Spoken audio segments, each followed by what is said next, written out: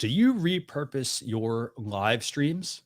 On this episode, you're going to learn how to repurpose your live streams so that you can get more out of your live video content. We're joined by Kate Bradley Chernis, the co founder and CEO of Lately. And on this episode, we're obviously going to talk about repurposing. We're going to talk about how you can use artificial intelligence to help you repurpose your live streams. We're going to also talk about how repurposing can help you stay top of mind on your social media channels, in your email marketing campaigns, and much more. So I'm going to say a quick hello. Hey, everyone. I'm Christian Karasevich. I'm the host of the Launch Your Live podcast and obviously the interview series as well that we do. And we've got a great show for you.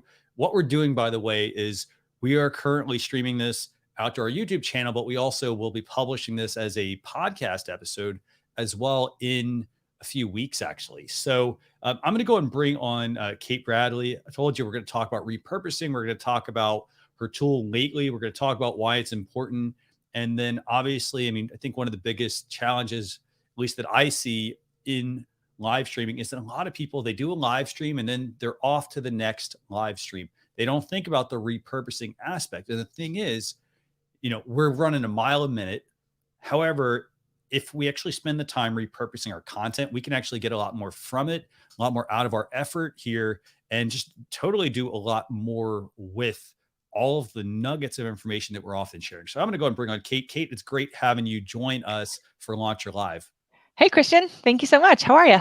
Doing fantastic. So I want to thank you for joining us. This is episode 67 of the Launch Your Live podcast. I know about you. I know Jem also, Jem Fuse, he also knows about you. But can you tell our viewers a little bit more about you? Who is Kate Bradley Chernis? Boy, that's always the question I wake up and wonder, honestly. But on paper, I'm a recovering rock and roll DJ. So my last gig was broadcasting to 20 million listeners a day for XM satellite radio. It was a wild ride. And then I had a marketing agency, and my first client was Walmart. Woo, not too bad. And between those two things, I somehow started this little artificial intelligence powered startup that creates content for you and helps you repurpose live streams, podcasts, audio, video, also text, any kind of books or blogs that you can possibly think of. Because like you said, we put a lot of effort into creating long-form content, and it's super frustrating. You don't want it to just evaporate out to the world afterwards. You want it to have like a long trail of drip-fed awesomeness. And so that's what we help you do. Fantastic. Yeah. And that's a great point, by the way, just talking about how you're dripping content out over time. A lot of people, they do a live stream and they think, hey, you know what, I'm done. They finish their first live stream and now they're on the schedule, their next one and their next one and their next one. And then they say, hey, you know what? They're thinking, oh, I don't have enough time. Oh, I'm always being on these shows and creating all these shows. And yet, if they actually take just a little bit of their time and take that one video that they've done and repurpose it, they can definitely get a lot more out of it. So in terms of live streaming, we always ask our guests this question, like, when did you first get into live streaming? Right. So, and by the way, I wanted to just capitalize on what you said. It's exponentially more effect because butts and seats, right, from live streaming, it's hard to come by these days and any day really. So for me, for example, I don't really care if there's only 2 people watching or 20,000. It's because I'm going to use the content afterwards. Mm-hmm. And because I'm thinking of the content as legacy content so that it will be effective and helpful way down the line, right? That's the other thing, is this mindset change, So, for live streaming, certainly, technically I got started, I don't know, how old am I now? I'm 47. So when I was, I think 21 or 22, when I was on the radio, mm-hmm. Remember mm-hmm. radio, like the original live stream? Yeah. And I was really lucky, Christian. I worked in radio where we were live. You cracked the mic every night. So you had this feeling of certainly terror if you left silence on or you messed up a segue, which I did all the time. I made so many mistakes, but you learn by making mm-hmm. those mistakes. And it helped me understand, obviously, what live streaming is like today. I spent 12 years talking to no one. Mhm. Right? Technically, Yeah. I mean, right? But I was in a box where no one was. So I got really good at figuring out how to connect with people I couldn't meet, and what Right. does that look like, right? And streaming is very much like that, because your role, as you know, you do it so well, is to make everyone feel as though, even though you have the microphone, the camera's on you, that they have a voice, that it's a two-way street, that you're welcoming them in, or you're making this maybe some kind of exclusivity, where they're in your club. And so I really think about this not only in live streaming, right, but the same ideas apply, just so everybody knows, in marketing messaging, Mhm. and how you're promoting your live stream with typing with the old keyboard, right? It's a similar idea. You have the keyboard, you have the microphone in that moment. How do you make people feel as though you're writing a social media post just for them, for example, right? Yeah, and that's an excellent point. And by the way, the reason we ask these questions, when you first got into live streaming, it's because oftentimes you're going to notice a pattern. And for example, you mentioned you've been in radio for quite a number of years. It literally was just a matter of you turning the camera on because you already had the personality. And we have quite a few people actually that come on that, their background was in radio as well.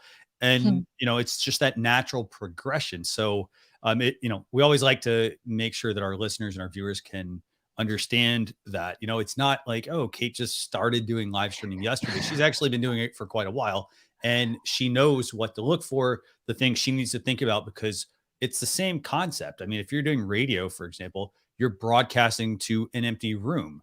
It's the same thing for, video, for example. I'm in an office right now and there's no one else around.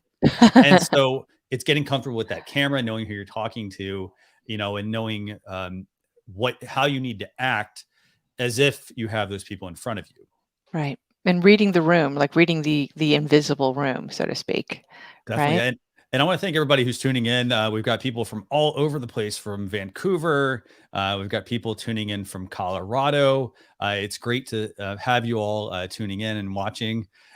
So I want to move into some of the meat of the conversation. So what does it mean to repurpose your live streams? I mean, obviously, I love the idea of dripping content out. I know what that means, but what does it mean to repurpose your live streams? And then we have a few questions about that.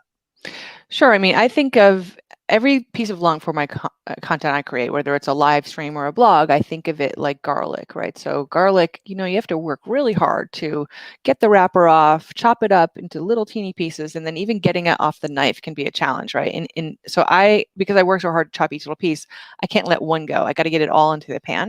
And I feel the same way about live streams, right? As you mentioned, so much goes into creating this. There's the scheduling, there's the testing, there's the getting the questions together for the guests, the research that you have to do, and then the broadcast itself, and then the marketing of the broadcast, right? So you really want to make sure that you get the most out of the effort that you put in, because if not, it's such a waste. And that makes me crazy, right? Like I can't. It's like, back to food. I was a line cook too, Christian. So back in the day, but even just wasting food makes Yeah. me totally crazy too, right? And well, it's actually funny you mentioned that. I actually run another a digital agency called Social Chefs, and There you it's go. built off of the fundamentals of cooking, social media. Again, there's Yeah. fundamentals of social media that you learn that you apply to pretty much any campaign you're doing. Same Sure. concept of food and so forth. And Um, to answer your question too, like manually, like, do you want me to? I'll just walk through the manual way. There's the sure. lately way, but then Hmm. there's the manual way, right? So, for example, you would take this podcast Okay. and you would transcribe it. Hmm. Okay. And then you would look through and to find all the cool one-liners that you or I say. Yeah. And so you take that one-liner, repurposing content is like getting every piece of garlic in the pan, right? Hmm. And maybe edit it a little bit. If I had an or a like or something, just take that Okay. out. Hmm. Drop a link to the full version of this podcast to YouTube or wherever it's Hmm. living, and then you would cut the video clip of me saying that one liner. Maybe you're going to include your reaction as well, Okay. and there's your social post.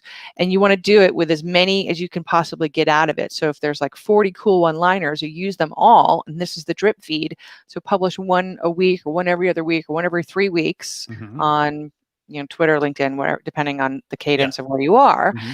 And again, you're looking for that long tail, right? We've all read the book, The Long Tail. We've heard about it. Yeah. This is how you exponentially amplify the engagement and the digestion and the ROI of what you're creating. And obviously, I mean, so the way you're describing right now is it's a very complicated process. It's a If pain in the somebody ass. wanted to, I mean, I like when you mentioned somebody transcribing, I literally had the image of somebody writing down exactly what they were saying or typing out what they were saying versus I using used some to of the do that. tools Yeah. to help you with that. Yeah. So that makes so much sense. Yeah.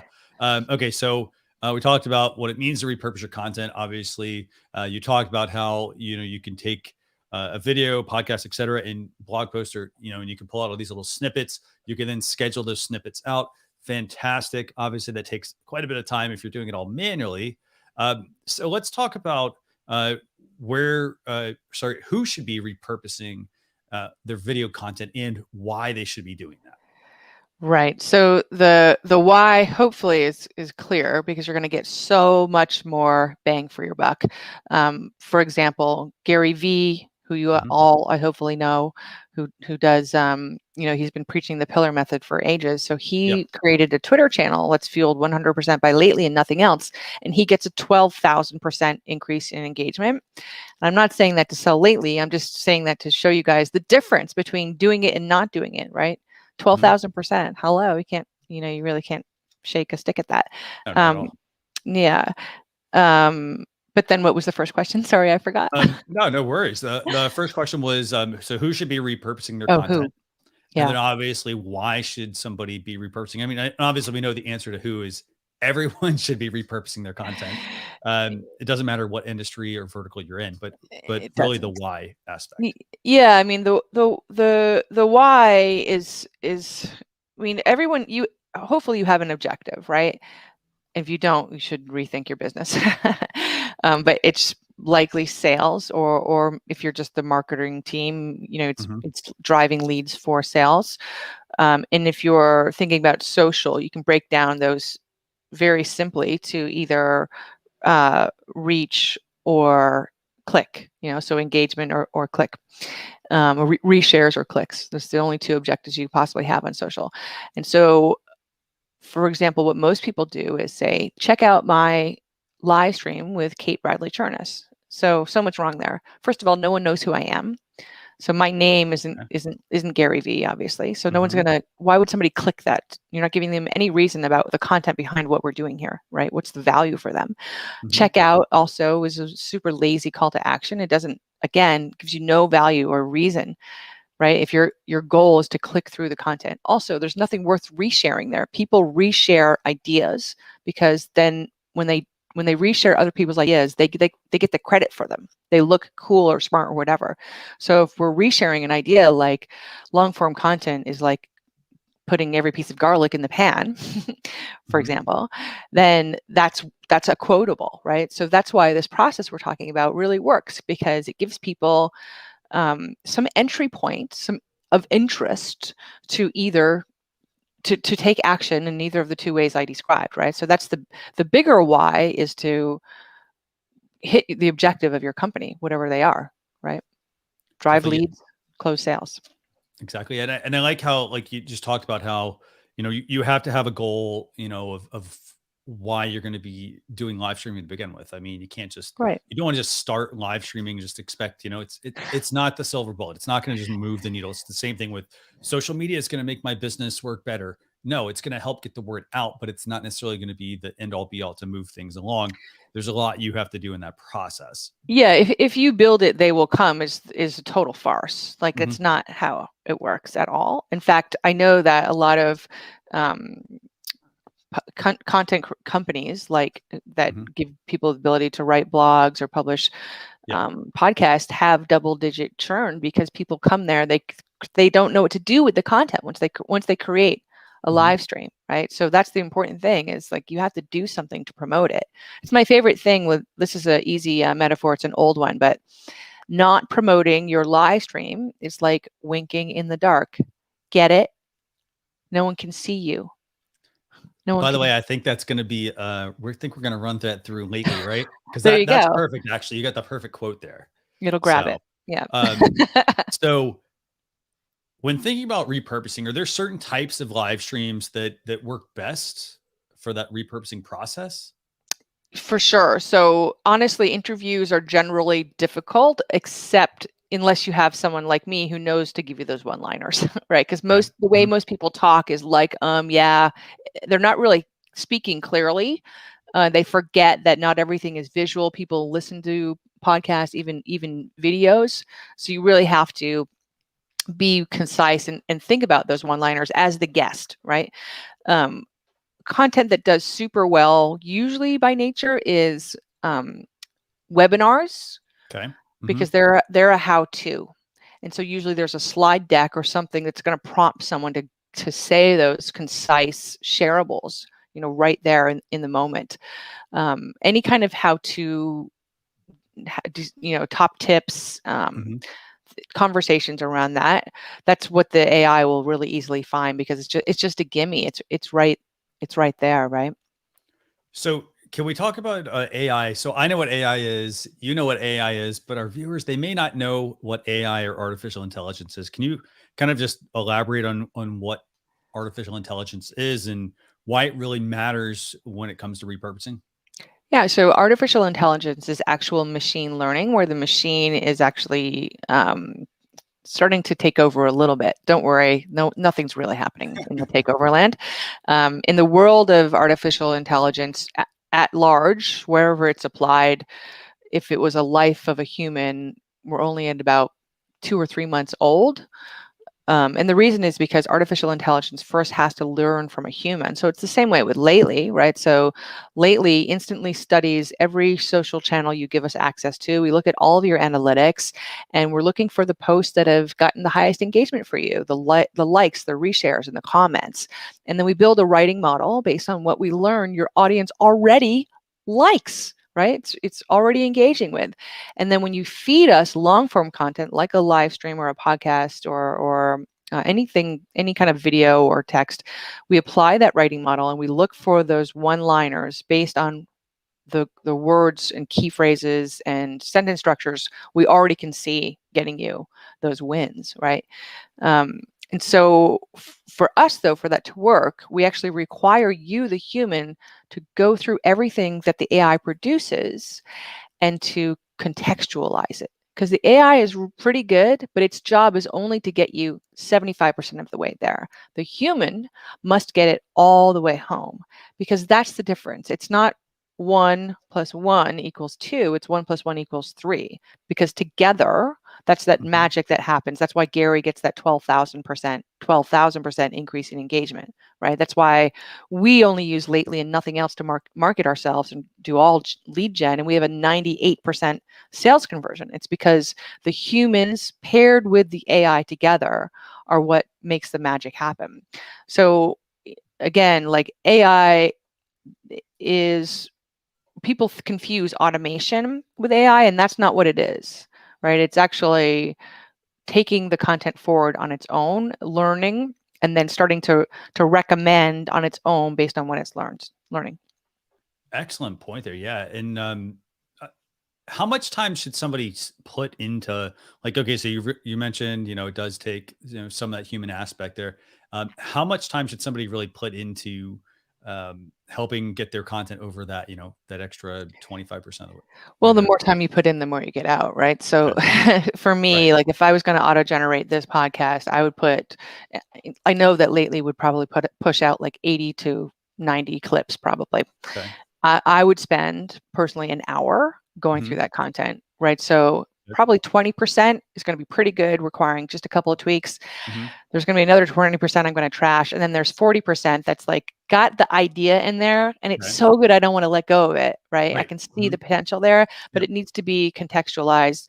And some of the times it's easy, right? Because I'll start a sentence talking to you conversationally. Okay. So when I said da da da da da da, but that's weird to start a social post with that. So you want to go ahead and take out the so, and maybe we're talking about cooking, but this show is about live streaming, and so you want to contextualize it Okay. somehow. This Well, and other yeah. wacky metaphors that you Hmm. should apply to your live stream now, for Okay. example, right? Hmm. No, that makes a lot of sense. I mean, so when somebody gets into that, needs to actually do that, should they do it themselves? Should they outsource that maybe to an intern, or what's your take there? Yeah, so we do. So I built in marketing land. There's that thing called key messaging. So key Hmm. messaging is what very large companies use, Hmm. and it's a guide to how the writing of the brand should go generally, right? So the basic ideas, the one-liners, the things that you don't want to copy. You want to be able to copy and paste if you need to. You don't want to have to always guess like either how we spell somebody's name or phrases, whatever. So I Hmm. built out a series of writing rules, key Okay. messaging for my team. Hmm. They have all learned it. They apply it to the AI, so I don't have to because I'm doing these other Okay. CEO-y things, right? These are the same rules, by the way, that we teach our customers, and that the AI Hmm. learns from as a baseline to recommend content for you because I'm good at this, Hmm. Okay. right? And once you have that writing team, they're like, again, they're just doing the extra bit, not the full baseline. Okay. Um, and then obviously you can schedule completely from Lately as well, but we actually have someone who does the scheduling for us because there's an art to that too. Thinking Right. about, Oh, there is. Yeah. right, what's the cadence, what's the vibe, what will your audiences tolerate on different channels, because it's different for each channel, of course, and then also each voice, each brand, right? Mhm. No, definitely 100%. Obviously the scheduling aspect, I mean, it's about making sure it's the right content, making sure it's the right time, making sure you don't have too much back-to-back content of the same topic. So no, that makes tons of sense. Okay, so let's talk about your tool Lately. Okay, so you built this tool called Lately. Why did you build it? And then what problem does it solve for, in this case, live streamers? Yeah, so Lately was kind of an accident. I mean, I when I was when I had my marketing agency, I built that spreadsheet system for Walmart back in the day that got Hmm. them 130% ROI year Okay. over year for 3 years. Hmm. And a friend of mine knew about this, Steve Blood, and kept asking me about my spreadsheets because he'd never heard of anything like this before. And he was like, we can automate your spreadsheet system, and we can turn them into wireframes, and we just need $25,000 to do this. I didn't know those words. I didn't know what he was talking about at all. And I was just like, dude, just don't touch my spreadsheets. What are you talking about? So Steve ended up taking the money out of his own pocket and bringing in my designer, now my other co-founder, Jason, and they built wireframes, which are like a blueprint for a website, to show me what it would look like if there was software that did this for anybody. Push a button and boom, right? Yeah. And so then I didn't I mean, I kind of understood, but I didn't know what I was in for, Christian, because there's more to it than this. It's not just Hmm. building software. You got to raise money, you got to Right. lead a team, and you get punched in the face every day, which I do, and apparently I love it because I keep getting up. But we've been, Lately's been around for 7 years, but we've been in market for about 3.5 years, and in market as an AI platform only for about a year and a half, because we kept learning what customers wanted, and we also learned how to describe it. We didn't know what we had built exactly in the beginning, or even what we were building. We had to listen to all of you to tell us and help us understand what was that real pain point, what was the value that we were providing. Excellent. Yeah. I mean, it's just, here's the thing. I think the great thing is that a lot of things happen by accident. So like we don't know where we're at on that path. And so it's pretty awesome to hear, how you kind of just stumbled upon this. Obviously things also take time to build as well. So I mean, I think it's a great product. I mean, the fact that Thank you. I can put my content in, and like I can have these clips pulled out. Like a lot of people, like I said, a lot of people have been doing things the inefficient way, which is they've been doing things, the manual process way.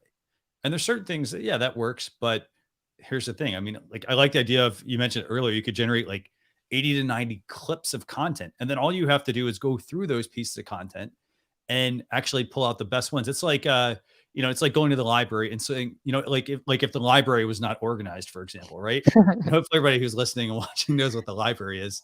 But like you go to a physical library, and it's like, oh, well, they have nonfiction, fiction, and kids books and magazines and newspapers. Imagine if everything was just there and you had to go find something. You'd have to go through all the different sections. And the great thing about this is I can put it into the product, in this case, into Lately. It'll spit back all the content that I need. And then all I have to do is concentrate on this one section of content. So, this makes it's a huge time saver, and I know you and we got connected because I had actually talked about your product on my own show, Social Chatter, and you all had actually taken a clip out, which was pretty awesome. It was me talking about the product, and then you all quoted me on it, which I'm glad I gave you guys a good quote, by the way.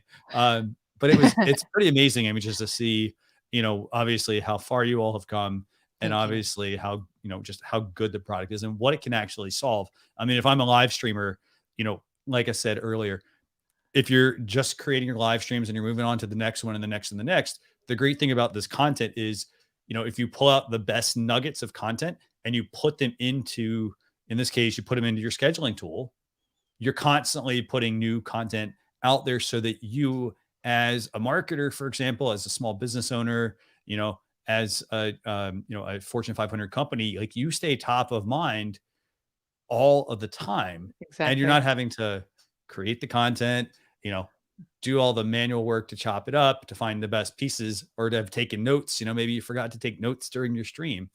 Instead, the tool helps you do all that for you. So it's just really fantastic. Is there anything Thank else you. you want to add in terms of like just live streaming or repurposing content? I think that mindset, I just wanted to touch on it one more time, Sure. is really super important. So, when you're thinking about your live stream and how to make the most of it, if you're not repurposing it, you're leaving money on the table, number one, right? The butts and seats we talked about before. Just think about how we digest content now. Sadly, people don't really listen to live radio anymore, and there isn't really a lot of live radio anyways. It's all in the can. It's all pre-recorded. But Mhm. you listen to Spotify or Pandora, that's you're binge listening at will. Same with TV. Not a lot of people watch live TV anymore. You watch Netflix, you binge watch at will. And marketing has been slow to catch up, but lately is the same idea here, or this idea of repurposing is give people the ability to digest your content when they want to, right? Not live in the moment, but Mhm. at will later. And you have to market to them in such a way so they get that. But also, you have to remember that everybody's different. So some people might be interested in our chef metaphors today.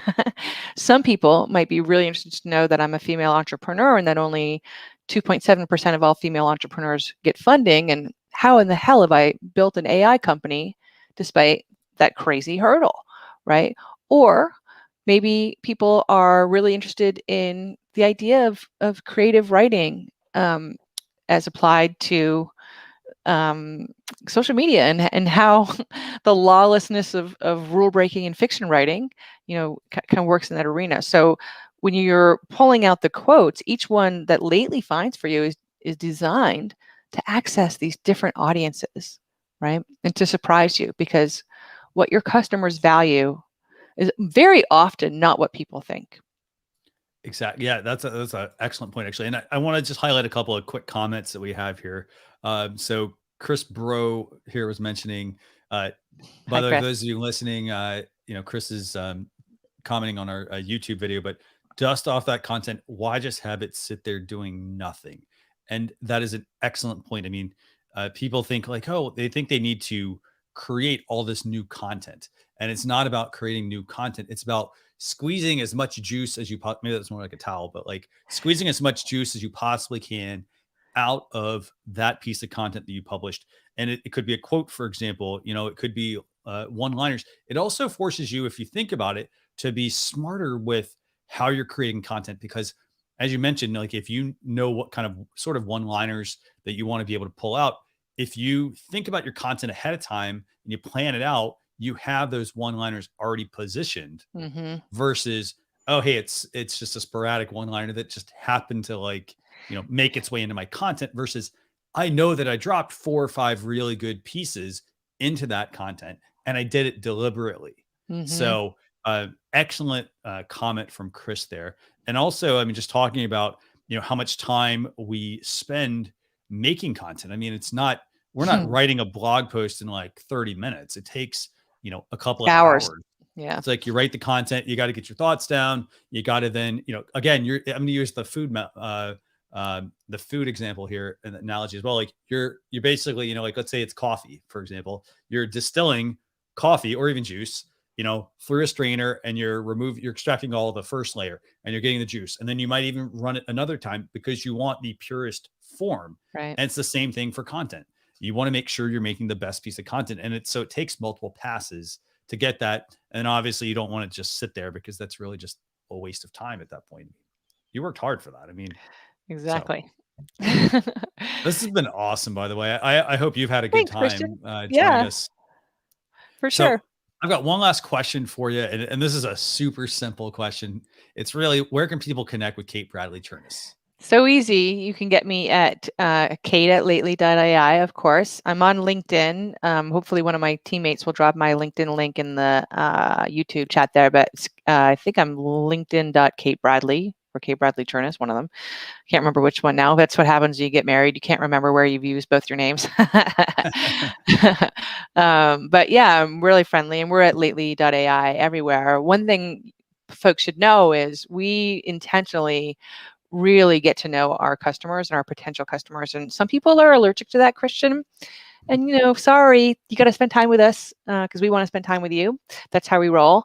It helps us learn. And also it helps us just be better humans. We talked about before how important the human is in the automation process and the AI process. And we walk and talk that not only in how the product works, but in how our sales process and customer service process works as well.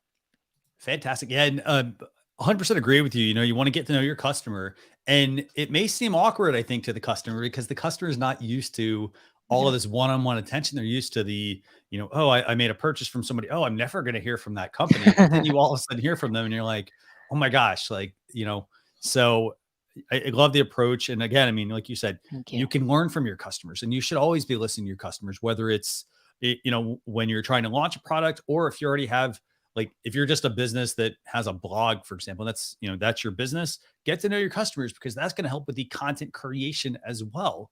The more you know about your customers, the more you're going to be able to produce the content that those customers are going to want to hear. So I want to thank Kate for joining us for episode 67 of the Launch Your Live podcast, where we discussed tips to help you repurpose your live streams with our guest, Kate Bradley Chernis from Lately AI. So remember, if you need help with your live streams, contact us for a consultation by messaging us. We're on our Facebook page at Launch Your Live, on all of our social media channels at Launch Your Live as well. But for more information on this episode, just go to launchyour.live/EP67. We'll see you all on a future episode. Thanks a lot for watching and for listening.